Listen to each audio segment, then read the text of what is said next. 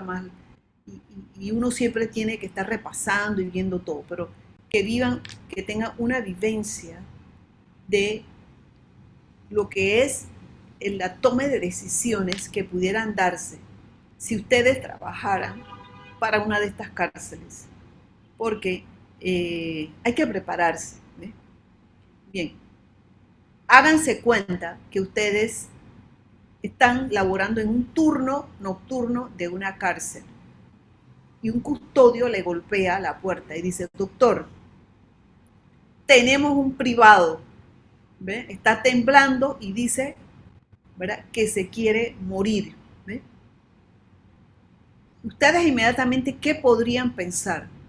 ¿Verdad? ¿Qué va a ser primero? Estas personas puedan estar en un grave peligro, pero también pueden estar manipulando. Entonces, a mí me gustaría que ustedes dieran algunas opiniones antes de seguir la clase.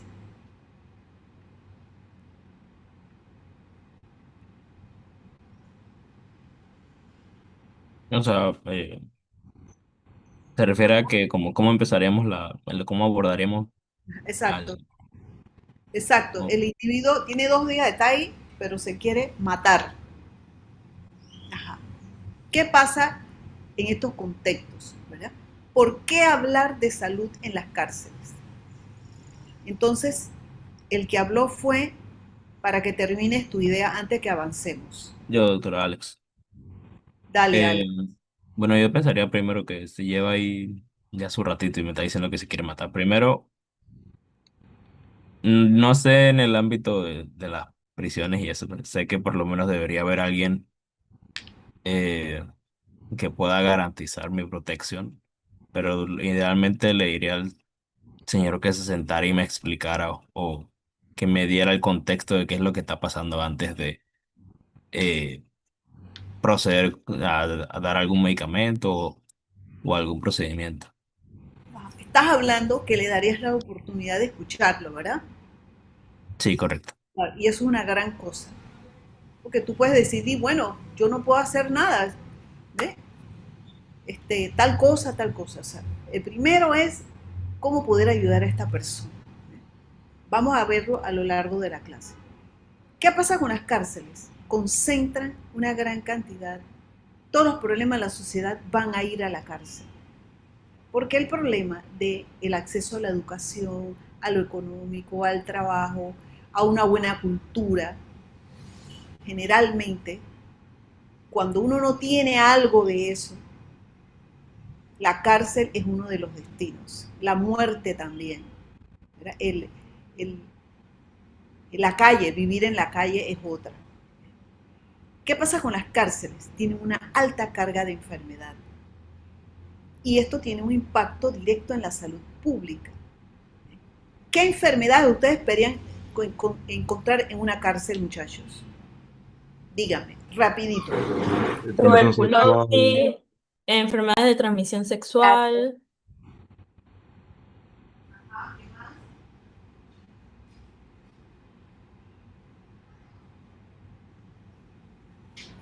Bueno, también estarían las no transmisibles, hipertensión, diabetes, las que también posee el resto de la población. O sea, todas las crónicas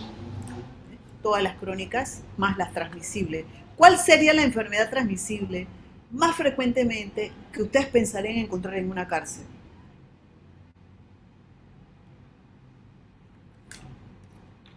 de hombres o de mujeres, pensaría. Pero En pensaría que general, VIH en general. en general, VIH. tuberculosis, Tuberculosis. tuberculosis, ¿no? Por estadística, ¿ve? Y otras que vamos a ver a lo largo de la conferencia. La tuberculosis puede ser hasta 10 veces más frecuente en prisiones. Hay una alta prevalencia de VIH, hepatitis y alta carga de trastornos mentales. Esto es fuente de la Organización Mundial de la Salud y el Lancet. Eh, los trastornos mentales, en una ocasión leí un artículo que las cárceles de Nueva York estaban pobladas de personas que tenían, por ejemplo, una patología neurobiológica como es el trastorno de déficit de atención.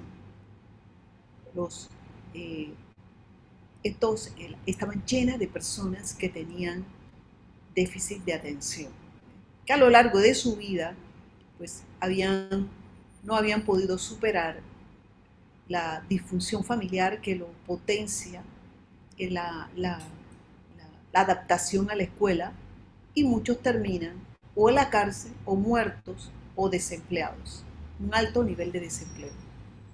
Entonces, como preámbulo, ¿qué pasa cuando una persona la ingresan a prisión? ¿Verdad? Y ustedes están allí atendiendo. Ustedes saben que ahí hay alta carga, métanse eso en la cabeza, ¿verdad? Y trabajen siempre con esa mentalidad científica. Aquí hay alta posibilidad de tener esto, aquello, tomar sus medidas preventivas, ¿verdad? Pero como epidemiólogos, no te estoy hablando de especialistas, ¿verdad? Como médicos, porque los médicos tenemos claro el método científico. La medicina no es ser científico, la medicina es arte y ciencia, es la aplicación del método científico.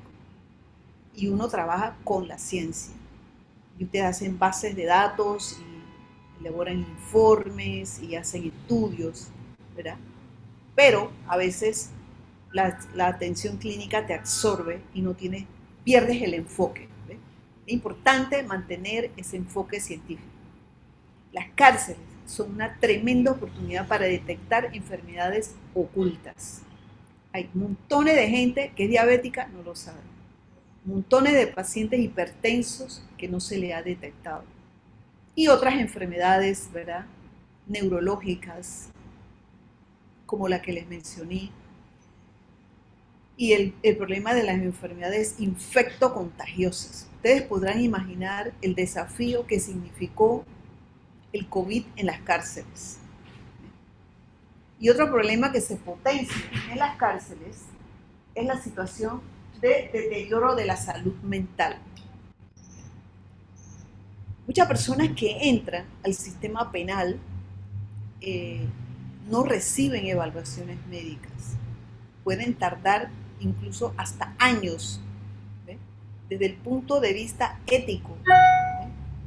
El sistema, las cárceles denotan cómo es de manera global la ética de una sociedad. Y eso lo hemos visto también con cómo se manejan los albergues. ¿Qué dicen los albergues en Panamá?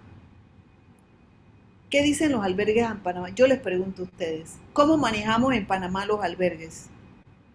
¿Cuál sería la opinión de ustedes como sociedad de los panameños luego de haber hecho un taller de la situación de los albergues?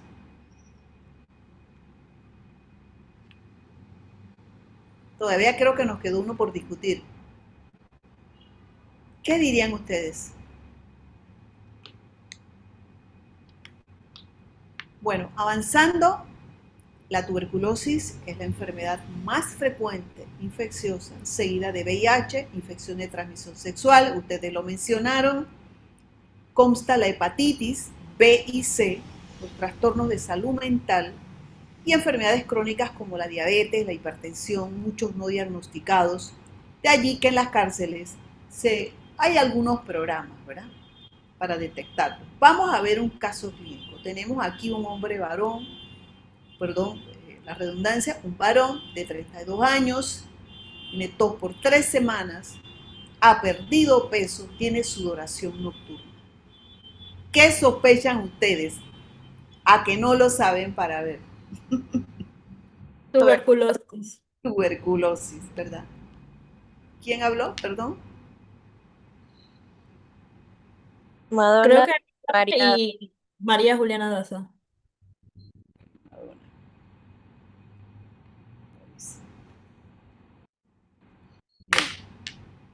Por supuesto que sospechamos en tuberculosis, ¿verdad?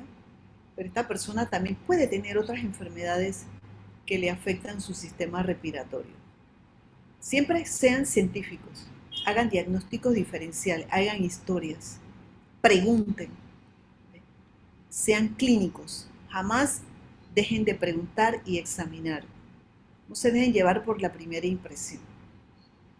En las cárceles también se puede llevar a cabo actividades preventivas y de hecho lo hay, ¿verdad? Hay vacunaciones, hay control de tuberculosis, se hace vaciloscopía, los pacientes pues que están con sospecha clínica, se hace todo el protocolo, ¿verdad? Se hace vaciloscopía, placa de tórax, GeneXpert, ¿verdad? ¿Ustedes conocen la prueba GeneXpert de tuberculosis?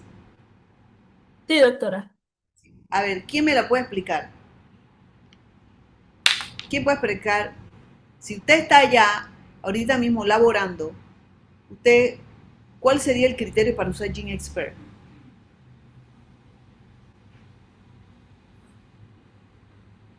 Bueno, uno de los criterios que se utiliza es que haya alta sospecha de que el paciente tenga tuberculosis. Dentro de eso, o sea, de la sospecha clínica, que tenga una historia de evolución crónica. Ajá. También para ver si hay resistencia a la rifampicina. Ajá. Y, Ujú.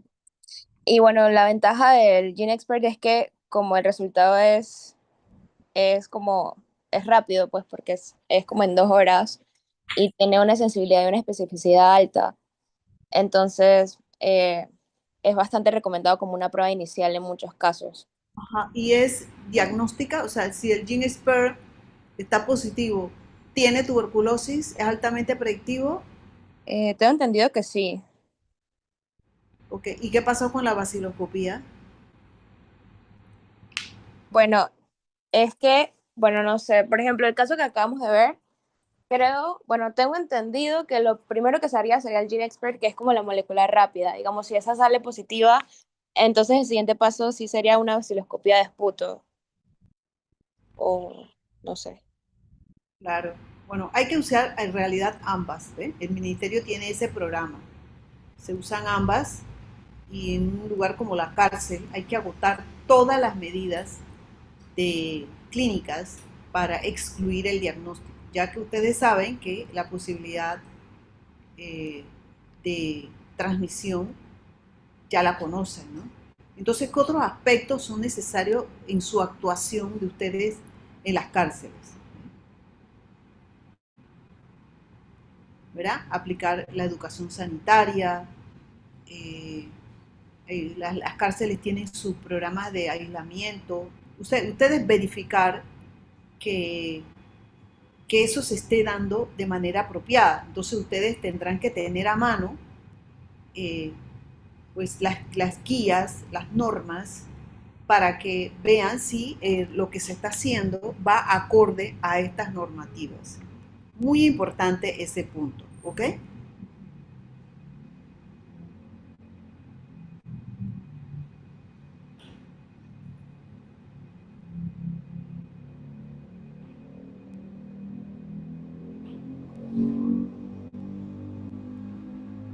Todo paciente que va a ingresar debe ser evaluado, ¿verdad? Se debe descartar que tiene tuberculosis, ¿verdad? Clínicamente. Se puede descartar que una persona tenga tuberculosis clínicamente mediante una entrevista. ¿Ah?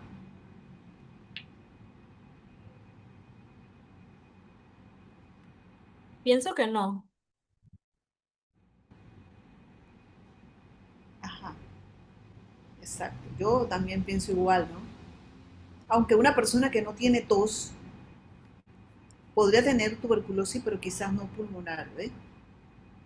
Yo la he visto hasta en las vértebras y todo eso.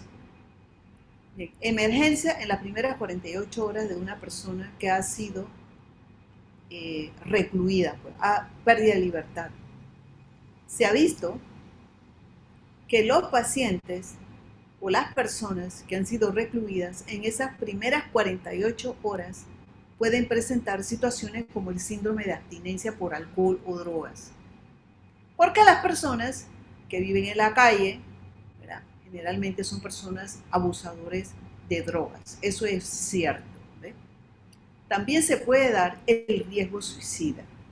La persona que ha sido internada, que pierde su libertad, no todo el mundo está preparado, ¿verdad? Solamente imagínense ustedes, cualquiera de ustedes en este momento, usted está detenido, le ponen las esposas, condenado, y ustedes lo van a meter a una cárcel. ¿Cómo se sentirían ustedes? O sea, eso debe ser algo extremadamente preocupante, ¿no? No es cualquiera el que se va a adaptar a una situación como esta. Entonces, el riesgo de suicida es una realidad en las personas que quedan recluidas. El otro es que tenga complicaciones de enfermedades, vamos a decir que es un hipertenso, un diabético, es síndrome metabólico, tenga falla cardíaca, tenga un EPOC, algo. Va a la cárcel por el tipo de mecanismos y custodios que hay allí. No es fácil que sea evaluado o que la continuidad de los medicamentos. Esto toma tiempo, ¿verdad? Que se dé ese proceso de adaptación y que al principio no le dejan llevar nada, ¿ve? No le dejan entrar con nada, entonces esto toma mucho tiempo y esta persona se puede descompensar si es epiléptico, ¿verdad? Si tiene algunas enfermedades ya diagnosticadas o pueda que no las tenga diagnosticadas y que entonces demore el diagnóstico. Vamos a ver el ejemplo de un joven de 24 años que ingresa por primera vez. Esta persona, cuando entró, mi vida se acabó, no puedo con esto. ¿Ustedes creen que eso sea posible, muchachos? Los varones, pónganse en esos zapatos. Sí, lo veo posible que llegue, lo que apenas entra, diga eso. ¿Ah? No Sí te veo, escucho. sí veo posible que apenas ingresa por primera vez, es lo primero que pueda pensar la persona. Claro, es alto el suicidio en las cárceles. Pero también hay mucha manipulación. Entonces ustedes tienen que lidiar de una manera muy profesional con estos dos extremos. Alguien que te está manipulando, pero alguien que verdaderamente sí se puede suicidar. ¿Qué harían ustedes en una situación como esta? O decir, se suicidó. Y todo el mundo dice, no, doctor, no le haga caso, es un manipulador, mira que aquí estoy, aquí llorando. ¿Ustedes qué harían para actuar de manera autónoma, sin sentirse, en cierta forma, presionado por el personal que ya trabaja allí, que tiene una manera de ser? Incluso la gente se deshumaniza bastante, ¿ve? Porque a veces no es fácil soportar estos ambientes y quedas en un estado, ¿verdad?, de burnout. Y la gente cuando está en burnout se deshumaniza bastante. ¿Qué harían? Bueno, si el paciente tiene una ideación suicida establecida, yo creo que correspondería hospitalizarlo. ¿Cómo sabría si él tiene una ideación suicida? Con la historia clínica le preguntaría en qué ha estado pensando y si ha pensado en acabar con su vida o si es mejor estar muerto o así. Claro, o sea que ustedes con la historia clínica sí podrían determinar, en cierta forma, aunque a veces no es tan fácil, una ideación suicida y no una simple manipulación. ¿Están ustedes preparados para establecer esa diferencia entre alguien que manipula o alguien que verdaderamente tiene una ideación suicida? ¿Se sienten preparados?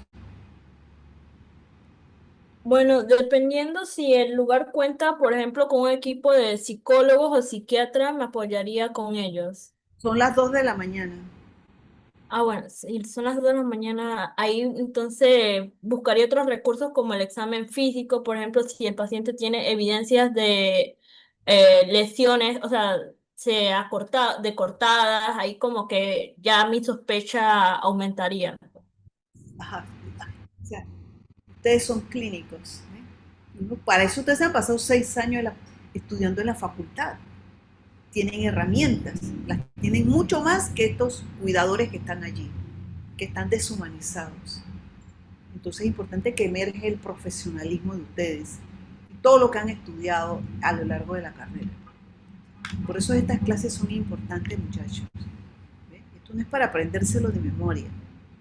Esto es cómo actuar en estos escenarios. ¿Y qué enfermedad no se diagnosticó en el paciente antes de entrar? ¿Qué pasó allí? El paciente pudo estar deprimido. Lo más probable es que mucha gente que va a la cárcel tenga problemas de espirituales, económicos, pésimas determinantes sociales, y ha cometido homicidio, o ha robado, o ha intentado también, o ha abusado de alguien, ¿no? Y esta persona, al llegar a esta instancia, ¿verdad? Estar recluido, privado de libertad, desarrolla una crisis emocional aguda. ¿Cómo diferencian ustedes una depresión de una crisis emocional aguda?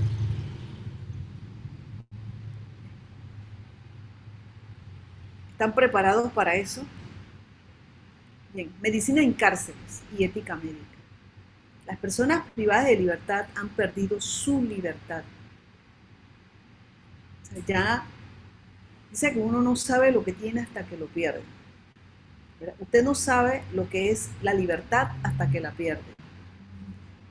Uno no sabe a veces lo que es estar saludable hasta que te enfermas. Y eso es terrible, ¿no? Desafortunado.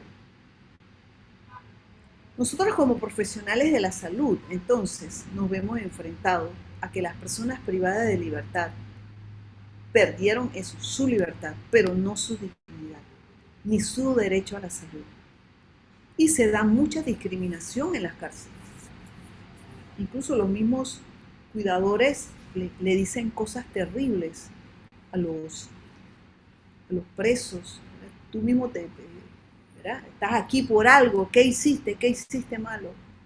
Incluso cuando estos casos son sonados y es una persona conocida, esta persona puede ser pues muy recriminada por los otros presos y hasta lo matan y todo eso, ¿no? O sea, esto es un mundo inimaginable.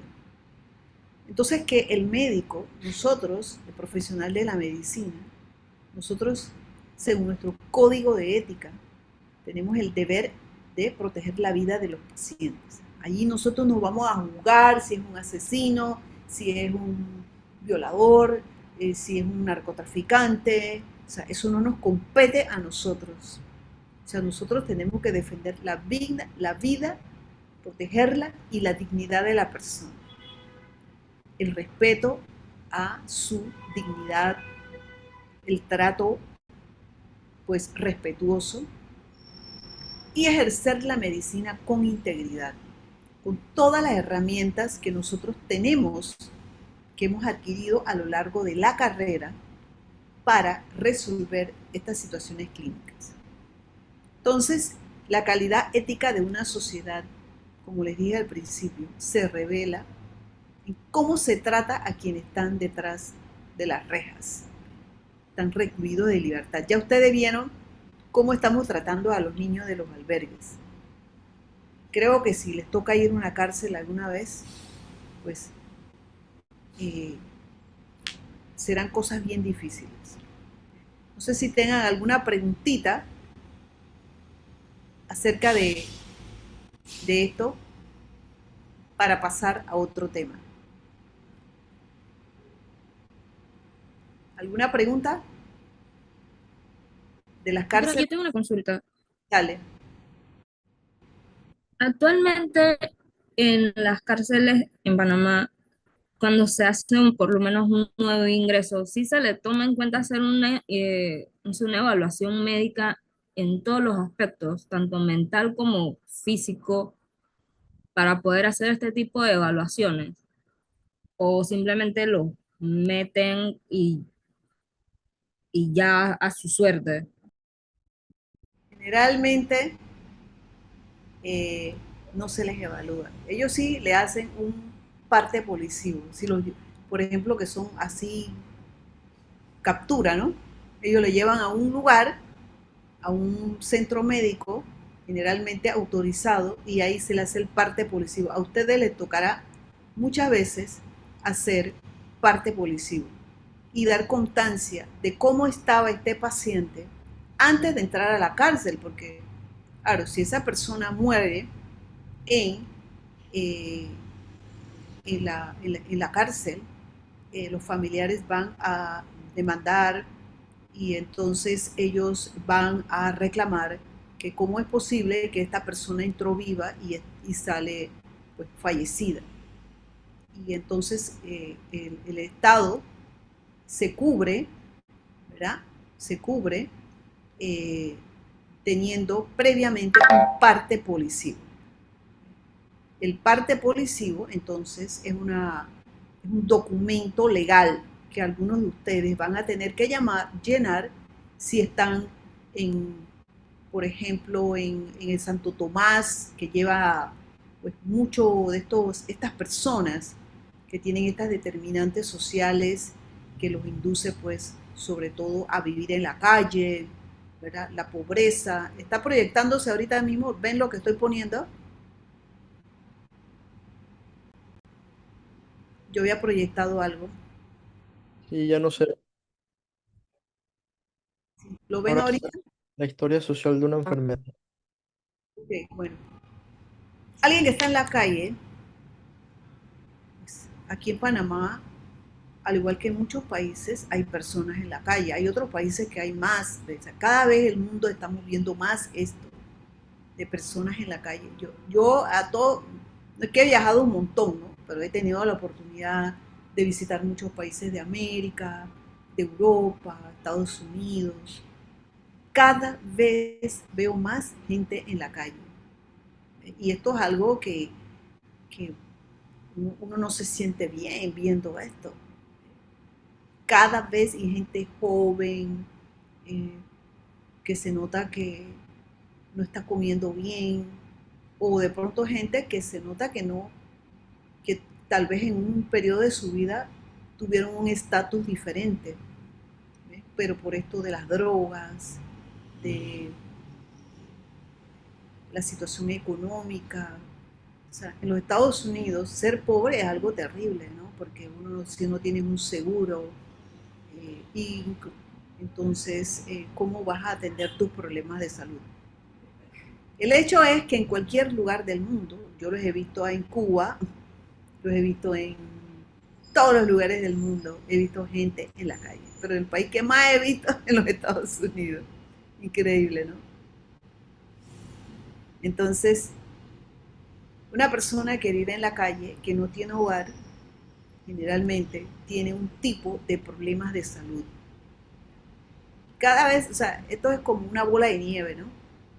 Se agrega un problema, se agrega la desnutrición, ya queda excluido, no tiene trabajo, no tiene familia, la familia lo expulsa, o migra o se desplaza hacia ciertas áreas donde esta persona se concentra, porque eventualmente ellos buscan ubicarse en ciertos lugares, allí se consume mucha sustancia, son personas que también están expuestas a la intemperie, al daño en la piel, problemas dermatológicos, traumatismo, fracturas, en fin, cárcel o falta de vivienda es el algoritmo te va conduciendo hasta que se van desarrollando la tuberculosis, el deterioro mental, ¿verdad? Por la depresión, la falta de afecto y de pares, conversar con pares, gente que tenga otra mirada, que tenga esperanza en la vida. Generalmente te vas a sentir rodeado de otras personas que tienen las mismas situaciones de desamparo, desesperanza, pobreza, en fin. Esto es algo muy relacionado. Por eso es que todas estas personas se le llama de vulnerabilidad, que son los migrantes ilegales, las personas que están privadas de libertad en las cárceles y los que viven en la calle. Entonces, voy a mostrarles las otras diapositivas que tengo de migrantes para irme a lo de paliativo. Nos queda una horita y yo quiero salir antes de las 7 porque no me gusta hacer clases muy largas. ¿Tienen ustedes alguna pregunta por ahora, chicos?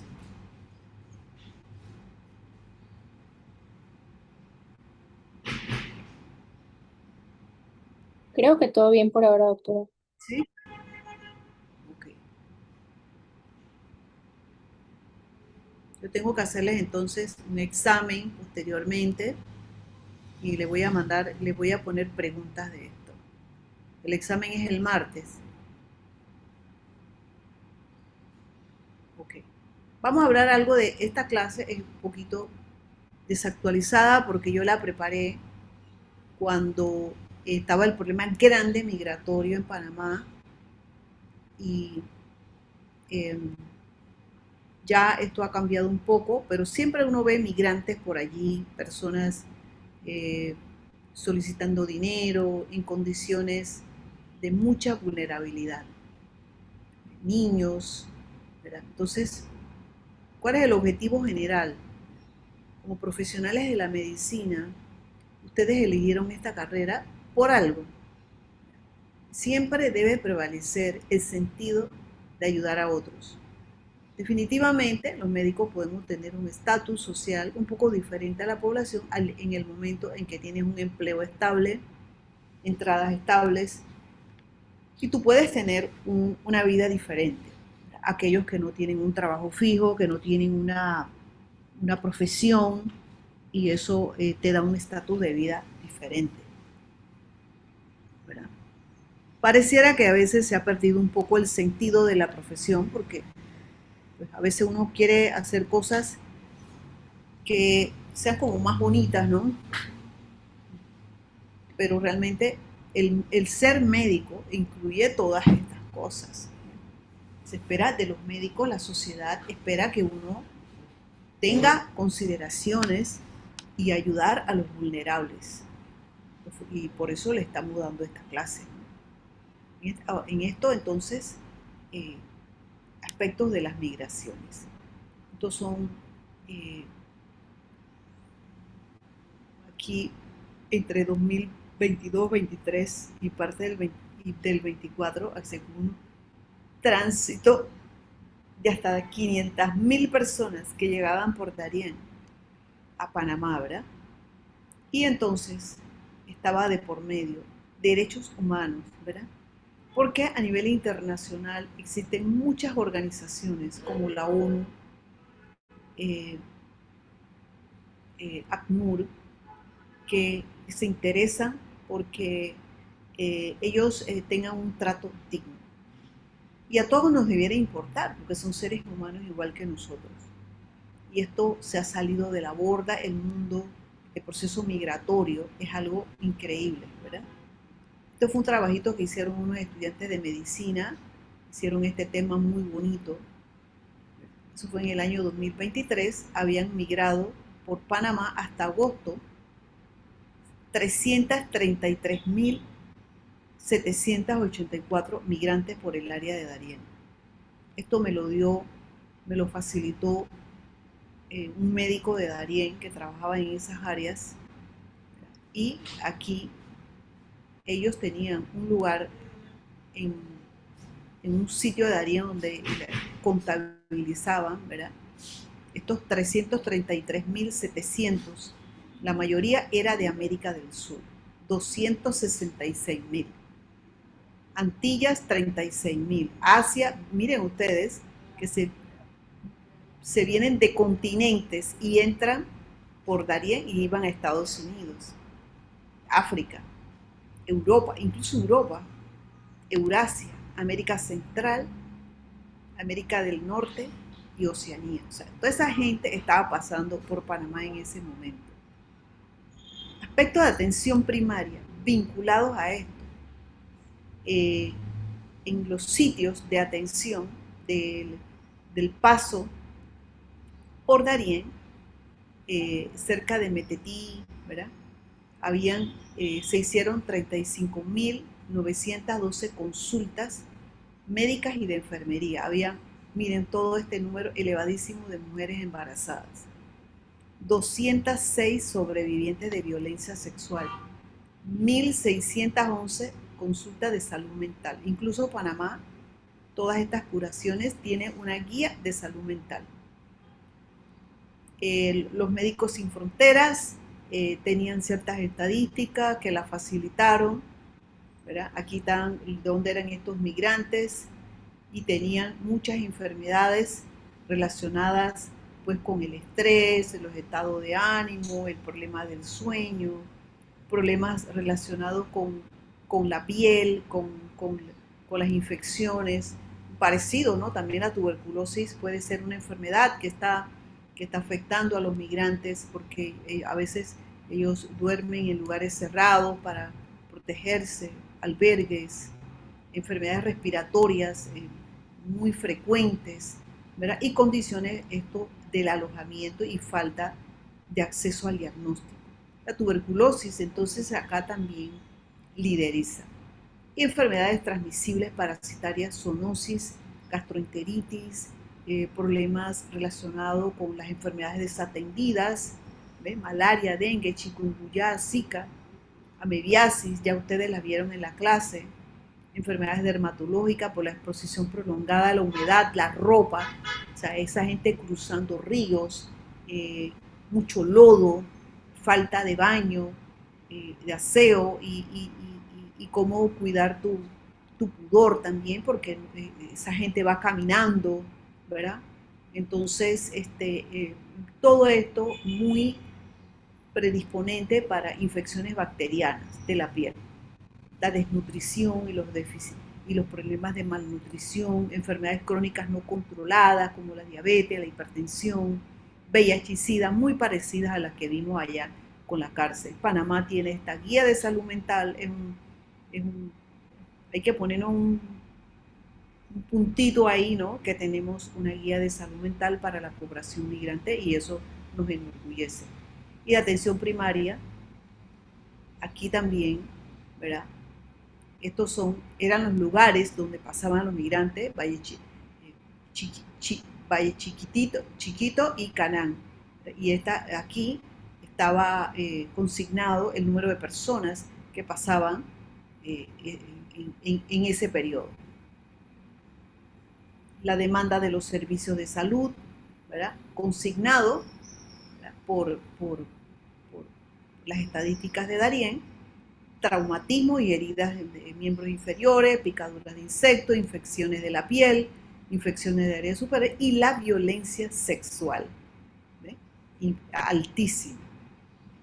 También habían embarazos y habían situaciones en que quedaban embarazadas y Médicos Sin Fronteras, ellos inducen el aborto, ¿no? Sin embargo, médicos panameños son contratados para trabajar con ellos y ellos no hay derecho a la objeción de conciencia, ¿sí? Vamos a decir que alguno de ustedes tiene algún tipo de creencia que no considera que no está de acuerdo con el aborto, pero entonces ellos te decían, bueno, hay que hacerlo, ¿no? Y eso trajo una situación difícil en Panamá, porque en Panamá el aborto es penalizado. Alguna de estas pacientes se complicó, fue al sistema público y luego entonces la policía buscaba cuál fue el médico que practicó el aborto y esto pues buscó problemas, nos trajo problemas en Panamá en tal sentido que el colegio médico tuvo que escribir al ministro de salud, pues a las instancias correspondientes, para que se tomaran las debidas medidas, ¿ve? Porque en Panamá el aborto es penalizado. Así que fue una situación bastante difícil.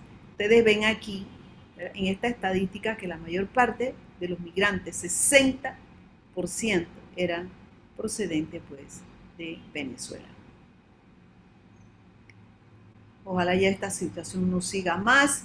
Al Hospital Regional de Chepo nos llegó información, ¿verdad? Estos eran los migrantes, de dónde procedían, y ellos allí, las consultas eran por traumas, caídas, fracturas, enfermedades crónicas, crisis hipertensiva, enfermedades infecciosas, malaria, dengue, 7 días en promedio de hospitalización. ¿Cuáles son los organismos internacionales que apoyan a los migrantes? Aquí tenemos, ¿verdad?, la Organización Internacional para las Migraciones, OIM, ¿verdad? El ACNUR, muy famosa, que tiene que ver con los refugiados y las zonas de tránsito, proporcionan acceso a la atención primaria de salud, servicios de salud mental y apoyo de emergencia. La OIM tiene que ver con la vacunación y la asistencia. La Cruz Roja y Media Luna Roja, estas organizaciones tienen presencia global y a menudo proporcionan asistencia médica a migrantes ilegales en situaciones de crisis humanitaria. También la OMS, aunque no presta servicios directos, trabaja con gobiernos y otros organismos para desarrollar políticas y programas que mejoren el acceso a la salud de los migrantes. Proporcionan directrices, asistencia técnica para asegurar la cobertura de salud. Esto es algo pues que nos debe interesar para tener estos, claro, ¿no? ¿Cómo es esto? Está el Estado panameño, que tiene convenios internacionales, y estas organizaciones pues que apoyan. Aquí está Médicos Sin Fronteras, ellos también van a muchos países. Lo único que ellos algunas veces, a pesar de que ofrecen estos servicios de rutas migratorias, campos de refugiados y zonas de conflicto, han tenido problemas, y aquí en Panamá ellos tuvieron que irse, ¿eh?, por el problema que hubo con los abortos. Porque los médicos panameños que trabajaron allí eran pues, dice, o sí o sí. Y entonces, si algo se complicaba, venían a agarrar detenido al doctor. Y a veces ellos lo empacaban, destruían los expedientes, los borraban, y este médico tenía que irse, tomar un bus, irse y salir del país. Y eso tampoco es digno para nosotros los médicos. Aquí está entonces la bibliografía de esa clase. Aquí Save the Children, me faltó esta organización, se especializa en el bienestar de los niños, incluyendo aquellos en migración forzada. Ofrecen servicios de salud, apoyo psicosocial. No la conozco aquí en Panamá. Y esta es la bibliografía de esta clase. Nos vamos a la de paliativo. ¿Tienen alguna pregunta por ahora, chicos?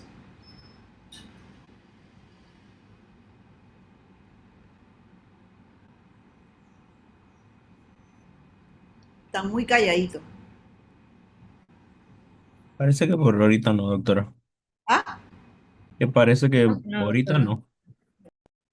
bueno, espero que estas clases los ayuden a ustedes a ser mejores profesionales, ¿no? Que vayan con conciencia, ¿verdad? No que vayan a que ahora se van a meter a Médicos Sin Fronteras, porque eso es un poco loquito, ¿no? Pero que no den la espalda a estas necesidades de nuestra sociedad, porque ese gran poder que ustedes han adquirido en una universidad como la nuestra, porque ustedes se han graduado, pero también la universidad le da la oportunidad de tener un gran poder para ayudar a la gente, ¿verdad? Denle un poquito, ¿verdad?, a los que más lo necesitan, que son los vulnerables. No nieguen participar en giras médicas, fundaciones que tengan que ver con esto, porque somos los médicos realmente los que el código de ética, y realmente cuando uno lo vive así es hermoso, ¿ve? Que tú lo haces porque realmente te preparaste y tienes tantas herramientas para poder ayudar a gente que sufre, que tiene un sufrimiento muy alto por su vulnerabilidad, y es muy lindo realmente poder ayudar a situaciones que realmente lo necesitan. Y ese poder ustedes lo están adquiriendo, y mucho más cuando sigan estudiando y puedan desarrollar más herramientas, más capacidades. Es verdaderamente hermoso. Bien, entonces la clase de paliativos. Vamos a verla proyectada en la APS. Yo supongo que ustedes han ido a magnífico hospital oncológico y allí han podido ver cómo se trata el problema del cáncer, ¿verdad? El cuidado oncológico. Le deseamos hacer relevancia en esta clase a todas aquellas situaciones al final de la vida que requieren una atención digna. Y entonces, cuidados paliativos no oncológicos, que puede ser cualquier paciente que ustedes ven en el cuarto de urgencia. A veces son pacientes que ya tienen una cardiopatía muy avanzada, una enfermedad respiratoria terminal, volúmenes pulmonares muy bajos, una fracción de eyección muy baja cardíaca, entonces, o una insuficiencia hepática avanzada, enfermedades neurodegenerativas como el Parkinson, la esclerosis amiotrófica, la esclerosis múltiple, ¿verdad? La curia de Huntington, la insuficiencia renal, el SIDA. Todas estas enfermedades representan un reto enorme y que llega un momento en que es irreversible, ¿no? Según la OMS, entonces, el cuidado paliativo es un proceso de atención para mejorar la calidad de vida de los pacientes y sus familias, de cara a los problemas asociados a una enfermedad terminal, mediante la prevención y alivio del sufrimiento humano por medio de identificación precoz y la valoración y tratamiento del dolor y otros problemas físicos, psicosociales y espirituales. Esto es pura letra, pero realmente lo que queda al final es que ustedes puedan tratar dignamente a alguien. Ustedes se podrán imaginar que cuando yo fui estudiante, esto no lo damos en la facultad, y a la gente cuando tenía una enfermedad terminal lo mandaban a la casa. Eso se llama desahuciado. Y uno, y qué chuleta, pero ¿cómo es posible que uno estudia tanto y esa persona tú no la puedas ayudar? Porque el sufrimiento al final de la vida puede ser sumamente alto. Y si algo realmente nosotros debemos cooperar y poner todo nuestro conocimientos, potencialidad, es ayudar el sufrimiento humano. Se dice que las enfermedades, la depresión, la ansiedad, esos son diagnósticos. Realmente lo que acaba con la gente es el sufrimiento, y que no es un diagnóstico. Pero humanamente eso es lo que afecta verdaderamente la calidad de vida de la gente. Entonces,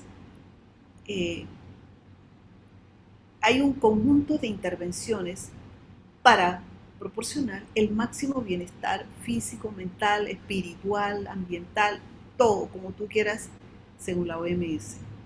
También hay un interés del sistema por la dignidad de las personas, sin modificar la supervivencia y evitando el encarnecimiento terapéutico, porque cuidado paliativo se le da a alguien que ya su proceso de avance, de historia natural de la enfermedad, es irreversible, eso no hay vuelta atrás. Entonces, definitivamente, esto está enfocado a mantener la calidad de vida, la dignidad de la persona. Si hay algo que es devastador, es sentir dolor. Un dolor de una neuralgia posherpética, una neuralgia por una diabetes, lo he visto. He visto una paciente que una vez tuvo una neuralgia, pero algo que los vecinos, yo era su médico de familia de esa área de Panamá Viejo, los vecinos se fueron a atender, porque cuando esta señora le daba dolor, ella gritaba, terrible, en su fase terminal porque tenía una neuropatía. Y la gente de ahí se fueron a atender, lo veíamos en fila, ¿no? Sentir el llanto desgarrador de alguien que tiene dolor. O sea, no, hay que actuar, ¿eh? Entonces, mantener la calidad de vida, buscar el bienestar, alivio del sufrimiento humano, es una de las razones más poderosas de nosotros los médicos.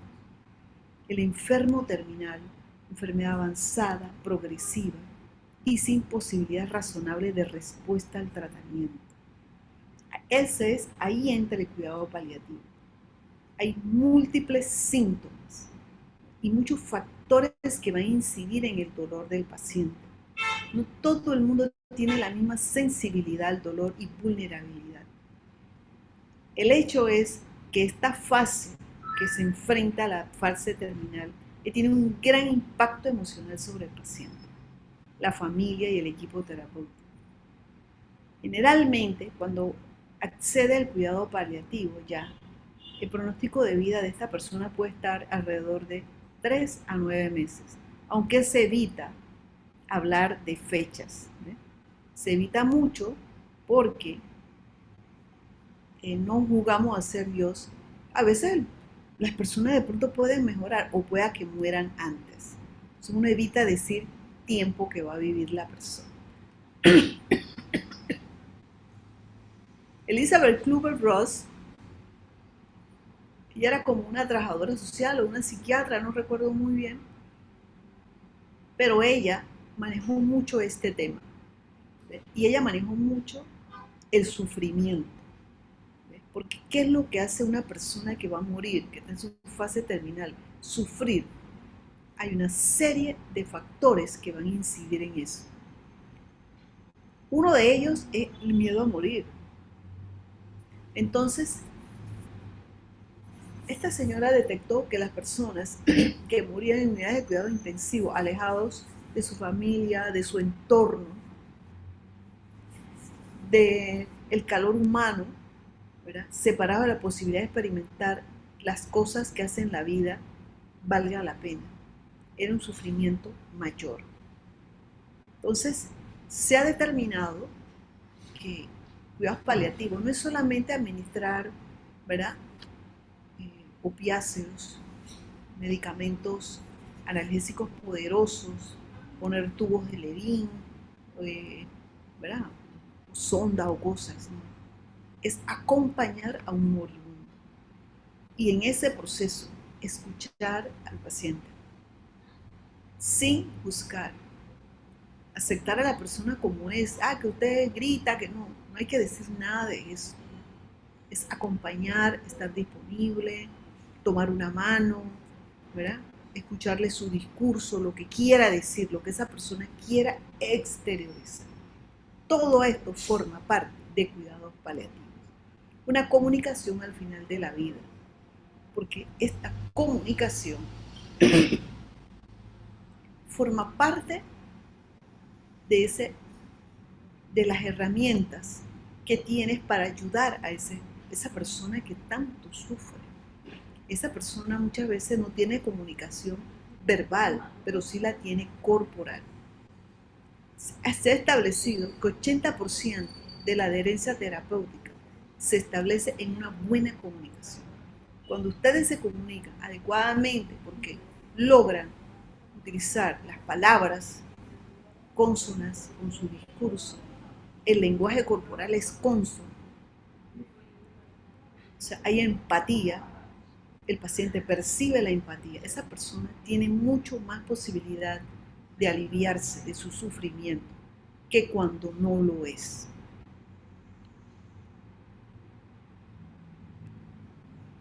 La comunicación empática, esto de que la persona sienta que uno sí le importa y que uno está allí presente y que uno realmente tiene esa comunicación física y esto entra en todos los aspectos, ¿verdad?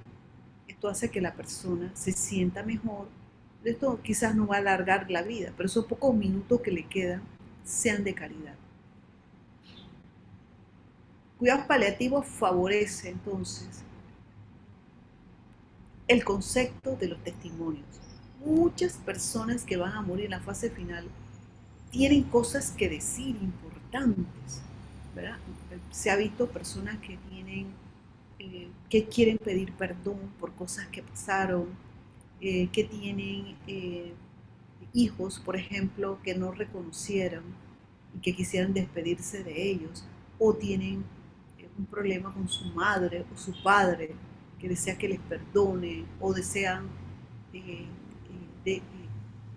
encontrárselos, hablar un poco con ellos. Entonces, cuidados paliativos también contemplan que esa persona se ponga en contacto con sus propios sentimientos, ayudarlo en la forma, esta narrativa que tiene de decir cosas que tiene guardadas. Eso forma parte de la curación del paciente, de ese alivio del sufrimiento humano. Porque el paciente, cuando se escucha, él mismo también, ella se está escuchando. ¿Y cuántas veces una persona dice algo, ¿verdad?, que no lo había realizado? Oye, me estoy escuchando, dije esto, no sabía que yo era así. Dice que uno se conoce más uno mismo cuando uno habla con otras personas, porque uno tiene detalles que uno no conoce de uno mismo. Entonces, en la escucha activa es estar dispuesto a atender lo que dice el paciente. Hay una disposición visual corporal.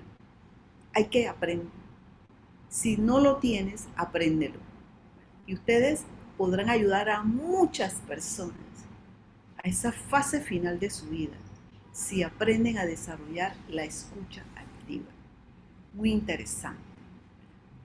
Escuchar con atención permite captar esos mensajes que se desprenden del discurso del enfermo y conocer lo que es importante para esa persona en esa fase de su vida.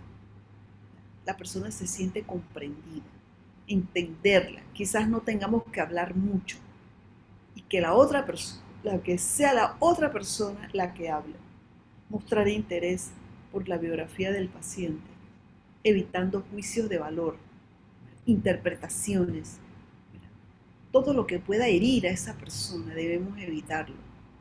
Aceptarle cómo es con sus sentimientos y sus experiencias. Estamos ayudando a esa persona a sanar. Entonces, ser sinceros, honestos, transparentes, expresarse con coherencia, cómo son los sentimientos, la vivencia, las propias vidas para evitar contradicciones que puedan favorecer dudas o favorecer el rechazo. Por eso es mejor no hablar mucho, porque no vaya a ser que uno se contradiga en ciertos consejos que uno quiere dar si no conocemos a fondo qué motiva el sufrimiento del paciente, qué hay detrás de ese dolor encarnizado, ¿verdad?, de esa gran depresión del paciente. El acompañamiento emocional y espiritual requiere que el profesional reconozca sus propias limitaciones, siempre reflexionar antes de actuar, controlando aquellas reacciones impulsivas y reconducirlas hacia algo positivo. Perder el miedo a hablar desde el nivel emocional, así como uno se prepara para trabajar en una cárcel.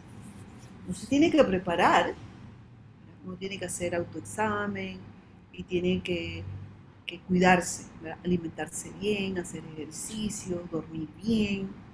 En esos lugares uno puede caer en burnout fácilmente, al igual que dando cuidados paliativos. Uno tiene que buscar mecanismos de escape, ¿ok? Entonces el cuidado al final de la vida, tienes el dolor que puede ser agudo, pero que luego diferentes situaciones llevaron al paciente a desarrollar cronicidad y una enfermedad terminal. Se evita este modelo, sino que se adopta el modelo continuo, que una persona lleva tener un cuidado continuo de su enfermedad crónica. Esto lo podemos ver en los pacientes de falla cardíaca, por ejemplo, que usted con medicamentos logra que pierdan el exceso de líquido, le baja la presión arterial, qué sé yo, pero de todas maneras esto puede ir progresando con el tiempo y ya te va a llegar a una falla cardíaca irreversible donde tendría que hacerse un trasplante cardíaco. Con los medicamentos que hay actualmente, pues muchas personas duran mucho más, ¿verdad? Y con mejor calidad de vida. Pero vamos a ver que entonces estas poblaciones de la calle, los migrantes, la pobreza extrema, son personas que no han llevado un buen cuidado de sus crónicas, de la diabetes, de la hipertensión, de la enfermedad renal, y ellos llegan a esta fase avanzada a los hospitales con procesos irreversibles. Requieren todo nuestro cariño, nuestro apoyo, nuestro acompañamiento, ¿verdad? Para mantener su calidad de vida, fomentar la comunicación con la familia y el manejo de sus síntomas, principalmente el dolor, y darle una mejor, proporcionarle las medidas para que mejore funcionalmente, evitar la incapacidad, ¿verdad? Ofrecer cuidados del entorno social, el resto de la familia, mucha comunicación con los familiares, ¿verdad? Mucha comunicación y que los familiares también puedan expresar sus sentimientos. A veces los familiares tienen cosas profundas, ¿verdad? Con respecto al enfermo, no se atreven a comunicar, y allí el paliativista, ustedes míos, como médicos a veces, pueden jugar un rol de fomentar la comunicación que puede estar, la familia puede estar rota, ¿verdad? Antes de esto, y que mejore un poco la comunicación, eso ayuda a aliviar el sufrimiento humano. Entonces es necesario la comunicación porque eso ayuda muchísimo, ¿verdad? A establecer mejores diagnósticos, al paciente mejore sus síntomas, y nosotros podemos tomar mejores medidas terapéuticas cuando desarrollamos una buena comunicación. Cuidados paliativos se basa en la Ley 68 y que establece en el capítulo 5, artículo 23, que todos los centros de atención primaria del país ofrecerán cuidados paliativos prolongados que garanticen la mejor calidad de vida y alivio. Entonces, cuidados paliativos es un deber del Estado, tenerlo accesible a la gente, porque ya se sabe que se sufre muchísimo. Usted no puede decir a un paciente con cáncer avanzado, usted está desahuciado, váyase para su casa. Pero si ese paciente tiene un dolor increíble, tiene dolor, o un paciente de falla cardíaca, ya es irreversible, está hinchado, le falta oxígeno, ¿verdad? Hay que seguirlo manejando, ¿verdad? Su dignidad personal y su oportunidad de aliviar esos síntomas, la deshidratación, el dolor, el vómito, el dolor abdominal, etc. Y criterios para cuidado paliativo no oncológico, entonces, fracción de eyección cardíaca menor de 20%, se dice que esto es ya criterio para ir a paliativos. Insuficiencia hepática estadio C, insuficiencia renal con creatinina menor de 10 y creatinina mayor de 8, pero que no sea un candidato para diálisis. La persona debería cuidados paliativos. Enfermedades neurológicas como el Parkinson, la demencia, el Alzheimer, esclerosis múltiple, el EPOC, el SIDA, definitivamente. Y la parte del dolor es muy necesaria. Todos ustedes se deben interesar muchísimo a modo personal, ¿no?, de manejar el dolor en los pacientes, porque esa es una herramienta para ayudar a mucho a la gente, y tener la indicación de cada medicamento y los efectos adversos. Nosotros somos muy dados a darle diclofenac, a darle AIN a todo el mundo, ¿verdad? Y a veces no pensamos en las interacciones medicamentosas y en los efectos adversos. Debemos tenerlas muy presentes, ya que nuestra población envejecida, pluripatológica, que tiene comorbilidades, debemos tener un uso apropiado de los analgésicos para dar calidad de vida y no dañar. Entonces, 40% de los pacientes no reciben un tratamiento apropiado. Es necesario que ustedes sepan utilizar las escalas de dolor y puedan medir en los pacientes, puedan realmente estimar un aproximado del dolor, cómo lo siente ese paciente, ¿verdad? Y darle ese beneficio de sus medicamentos.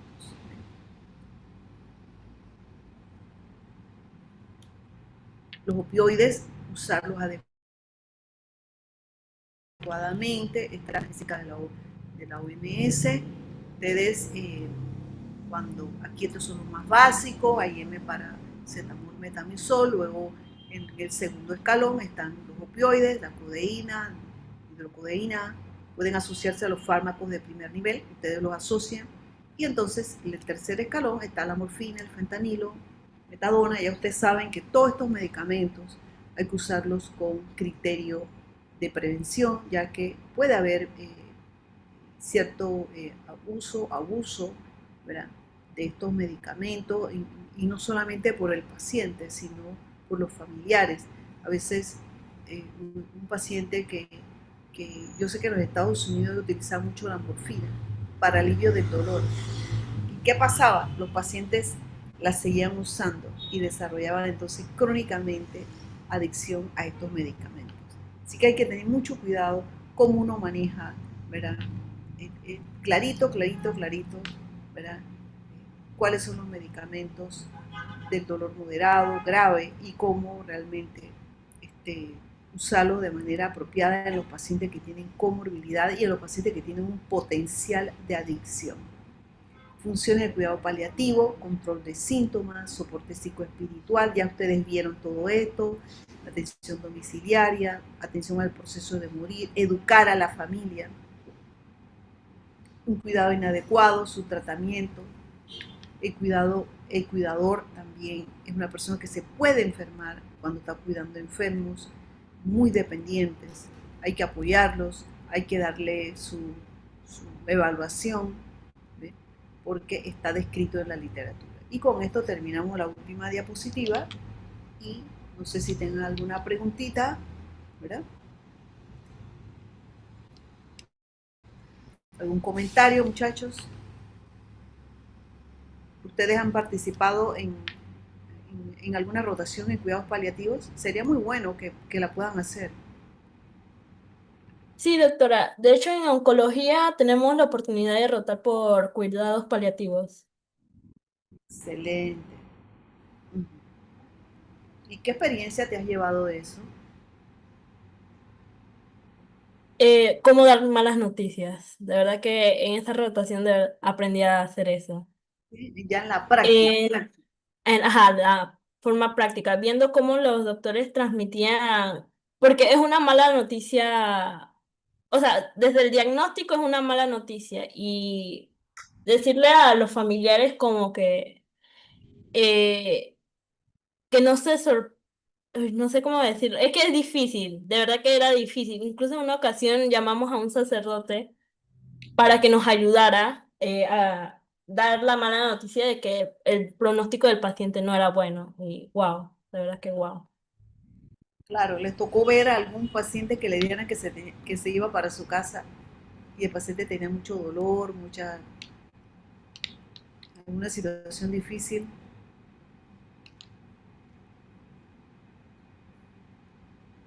Bueno, a mí sí, doctora. Usualmente eran los pacientes que llegaban al cuarto de urgencias por dolor, porque ya se encontraban pues en tratamiento, pero venían a controlarse. Entonces había ocasiones en las que el dolor era insoportable y les tocaba venir al hospital a que se les subiera la dosis del parche o que se les diera rescate. Y bueno, la verdad fue bastante impactante esa rotación. O sea, yo digo, pues una frase que yo digo es que es un antes y un después para mí. Suena cursi, suena cliché, pero de verdad que eh, ojalá todos nosotros hubiéramos tenido la oportunidad de rotar por cuidados paliativos, porque siento que es algo que ha sido muy valioso y ha sido una de mis rotaciones favoritas por todo lo que pude ver, pues. Qué bien. Te llevas eso en el alma, como quien dice. Excelente. Bueno, ¿alguna otra pregunta o comentario, muchachos? Y si no, nos vemos el martes. ¿Sí? Tenemos pendiente una de las preguntas que quedó del taller. Creo que fue el caso de la abuelita. ¿Qué grupo tenía esa pregunta? para dejar listo quién la va a decir el martes cuando yo vaya a darle la clase.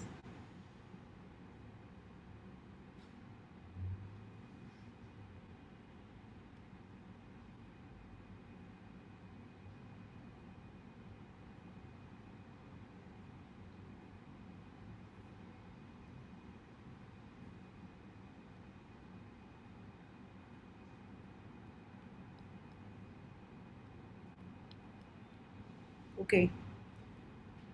Volviendo a la clase de la penitenciaria, les voy a dar un tips, porque esto es clínica, ¿verdad? Y ustedes no tienen muchas veces muchos laboratorios y recursos en la cárcel.